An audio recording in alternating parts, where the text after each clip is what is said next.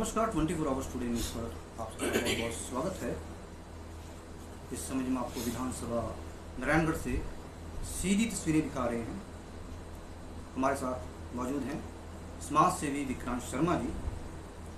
आज जो चर्चा का मुद्दा है, बीते दिनों में जिस तरह के हालात देश में रहे, बात मणिपुर हिंसा की जाए या हरियाणा के मेवात नूह में जो दंगे हुए, तो इस मामले पर शर्मा जी हमारे साथ चर्चा में जुड़ चुके हैं। शर्मा जी, आपका बहुत बहुत स्वागत है 24 आवर्स टुडे न्यूज़ पर। अगर बात की जाए देश की, जब भी कोई धार्मिक त्यौहार होता है, कोई शोभा यात्रा निकाली जाती है, तब हमें पत्थरबाजी, आगजनी और जिसमें पब्लिक प्रॉपर्टी हो या सरकारी संपत्ति हो, इसका नुकसान होता है। और ये सब हो जाने के बाद सरकार की तरफ से कार्रवाई होती है। क्या इन दंगों को पहले नहीं रोका जा सकता? इस पे आपका क्या कहना है? देखो, ऐसा है कि पहले मणिपुर, फिर उसके बाद हरियाणा प्रदेश में दो जाति विशेष समुदाय, गुर्जर समाज और राजपूत समाज को आमने सामने खड़ा किया गया।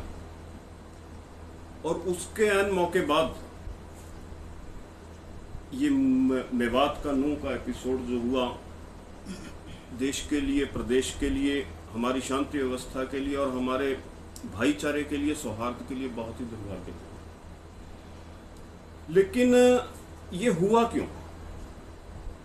कारण क्या है कि जब हम इस त्रासदी को देखते हैं, इस हालातों को देखते हैं, तो हमारे सरकार की मंशा के ऊपर भी सवाल खड़े होते हैं जी। क्योंकि इस यात्रा से ठीक 2 रोज पहले जी वहां का मौजूदा एसपी छुट्टी पर चला जाता, जबकि दोनों तरफ से वीडियो वायरल होने का सिलसिला यात्रा से ठीक 1 हफ्ता पहले जारी हो चुका था, शुरू हो चुका था। मुस्लिम समुदाय की तरफ से भी वीडियो जारी हुई, इधर से भी वीडियो जारी हुई, आरएसएस और बजरंग दल के कार्यकर्ताओं की तरफ से भी वीडियो जारी हुई, जिसमें दोनों तरफ से कुछ आपत्तिजनक शब्द भी कहे गए और जिससे पहले ही सहज अंदाजा लग गया था प्रशासन को कि ये यात्रा जो है खतरे से खाली नहीं, कि यहाँ पे कुछ ना कुछ घटित होगा। लेकिन इसके बावजूद भी प्रशासन का वहां पे बिल्कुल नामात्र रवैया, बिल्कुल भी हाजिर ना होना, तो ये शंका के दायरे में है। सरकार की कारगुजारी जो है शंका के दायरे में। जी शर्मा जी, अगर बात की जाए, सिर्फ ये बात मेवात की नहीं है, जब भी कोई हिंदू धर्म की कोई भी त्यौहार होता है, कोई भी शोभा यात्रा निकाली जाती है, देश के अलग अलग हिस्सों से ऐसी तस्वीरें आती हैं, आगजनी होती है, पत्थरबाजी होती है और उसके बाद सरकार कार्रवाई करती है। इन दंगों को रोकने के लिए सरकार को क्या कुछ कदम उठाने चाहिए? देखो, ऐसा है कि यही तो दुर्भाग्य है कि दंगे होने के बाद तो कार्रवाई होती है, लेकिन दंगे होने से पहले उस स्थिति को संभालने के लिए, उस स्थिति तनावपूर्ण माहौल को कंट्रोल करने के लिए समय से पहले कोई कदम नहीं सकारात्मक उठाया जाता। जी, यही जब चीज हो चुकी और उसके बाद आप विरलाप करते रहो कि ये हुआ वो हुआ, उससे कोई फायदा नहीं। समय से पहले सरकार के पास समय था। हमारे सामने उदाहरण है, बाकी दंगे हमसे दूर होंगे, हमारे से प्रदेश को 100 दूर होंगे, लेकिन मेवात हमारे सामने है। सरकार के पास समय था स्थिति को संभालने का जी, लेकिन सरकार नहीं संभाल सकी। जी, विवाद का जैसे जिक्र किया है, जो दंगा फसाद वहां पे हुआ है, एक जो आंकड़ा सामने आ रहा है कि जो मुस्लिम समुदाय की जो जनसंख्या है, बड़ी तेजी से वहां पे बढ़ी है। एक समय था कि जो हिंदू समाज की वहां पे जनसंख्या 50% से अधिक थी, लेकिन वो लगातार घटती जा रही है। और ये आंकड़े जो हैं, ये पुराने आंकड़े हैं, अब तो 90% के आसपास बताई जा रही है कि जो जनसंख्या मुस्लिम समाज की हो चुकी है। तो एक समुदाय की जनसंख्या लगातार बढ़ती जा रही है और एक समाज है वो लगातार उसकी जनसंख्या कम होती जा रही है। इसके पीछे क्या कुछ है? कुछ देखो, ऐसा है कि कुछ वर्ष पहले आपके चैनल से ही, आपके माध्यम से मेरी चर्चा हुई थी जी मेवात के ऊपर, और उस चर्चा के 1 महीने बाद ही मुख्यमंत्री महोदय ने वहां पे कमेटी गठित की थी मेवात, और वहां पे कुछ कार्रवाई हुई थी। लेकिन आंकड़े वाकई में ये सच्चाई है कि जहां पे जिन गांवों में हिंदुओं की आबादी 50% होती थी, 60% होती थी, आज उन गांवों में महज 10% सनातनी हिंदू रह गए। ये वाकई में सच्चाई है और ये कड़वा सत्य है, चाहे कोई माने या ना माने जी। लेकिन हमारे प्रदेश में एक और कमी है कि हम अपने राजनीतिक स्वार्थों की पूर्ति के लिए सच्चाई को कहने से गुरेज करते हैं जी। यहाँ पर आरोप प्रत्यारोप की झड़ी लगाने वाले बहुत हैं।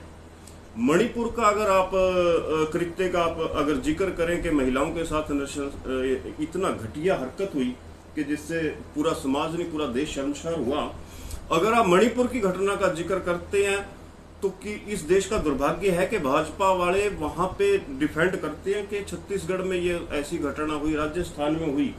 अगर राजस्थान में की घटना का हम जिक्र करके निंदा करते हैं तो कांग्रेस वाले बीजेपी शासित प्रदेशों की घटनाओं का हवाला देते हैं।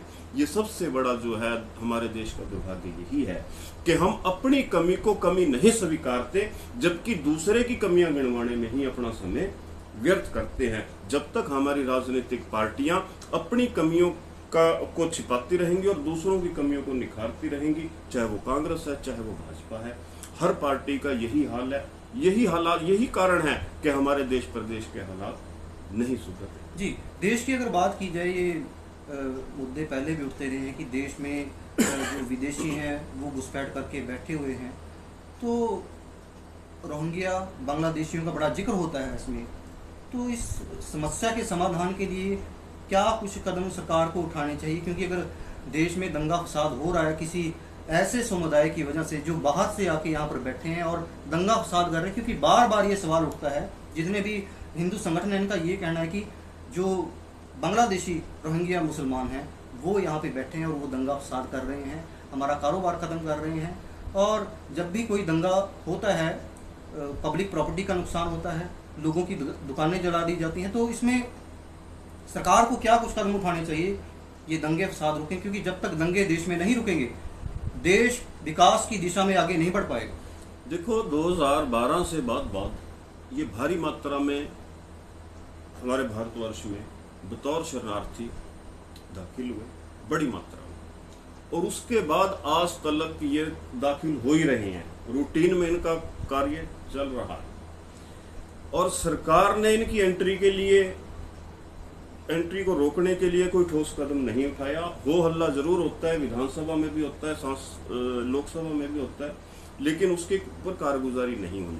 और जहां भी दंगे होते हैं मोस्टली जो यहाँ का निवासी है, जो हमारे लोकल मुस्लिम हैं, वो उनकी भागीदारी दंगों में बहुत कम होती है, उनकी नहीं होती। जितनी रोहिंग्या बस ही इतनी मात्रा में गई कि हर दंगे में उनकी भागीदारी सबसे ज्यादा होती है। तो यहाँ के जो लोग, क्योंकि यही कारण है कि दंगा करने वालों को प्रशासन आइडेंटिफाई नहीं कर पाता बड़ी जल्दी।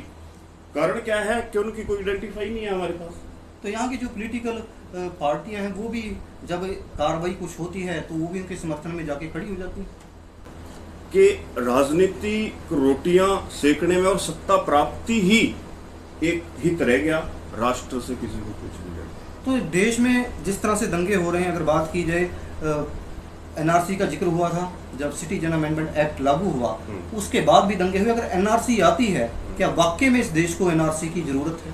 देखो एनआरसी की जरूरत है और यूनिफॉर्म सिविल कोड की भी जरूरत है। तो एक संविधान अगर हम चाहते हैं, अगर हम अपने भाषणों में कहते हैं हर धर्म का, हर जाति का लोग कहता है कि हम एक समान हैं, संविधान ने हमें एक समानता का अधिकार दिया, तो भाई अगर संविधान ने हमें समानता का अधिकार दिया है तो सबके लिए कानून भी एक समान ही होने चाहिए।